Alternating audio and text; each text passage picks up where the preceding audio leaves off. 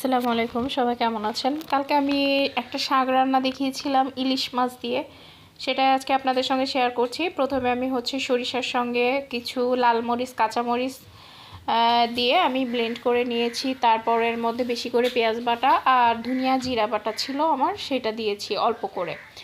বেশি করে আসলে পেঁয়াজ বাটাটা দিতে হবে। তারপর আপনার একটু সামান্য কাটা পেঁয়াজ দিয়েছি, দিয়ে ভালো করে মশলাটাকে মাখিয়ে নিয়ে লবণ হলুদ দিয়েছি, সরিষার তেল একটু বেশি করে দিয়ে আর সয়াবিন তেল একটু দিয়েছি। তো সে যে কোনো শাক রান্নাতে মরিচ, তেল এগুলা একটু বেশিই লাগে, পেঁয়াজ এগুলো একটু বেশি দিতে হয়। আমি কোনো রসুন ইউজ করি নাই। তো এখানে আমি দস্তারি কচুর পাতার শাক, যেটা আমাদের ওদিকে বলে দস্তারি কচুর পাতা, তো সেইটা আর কি রান্না করছি। আমি এটা খেতে খুব পছন্দ করি, যার জন্য আমার মা নড়াইল থেকে আমার জন্য নিয়ে আসছিল। তো আমি এটা ইলিশ মাছ দিয়ে রান্না করছি। এই শাকটাকে আপনারা ইলিশ মাছ দিয়ে রান্না করবেন, কই মাছ দিয়ে রান্না করবেন, খেতে আসলে খুব মজা হয়। একটুও তো গাল চুলকায় না, আর একদম মানে গলে যায়।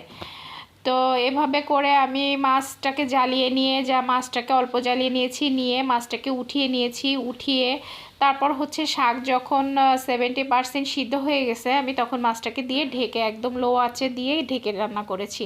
মাশাআল্লাহ, এত স্বাদ হয়েছিল, আপনারাও ট্রাই করবেন।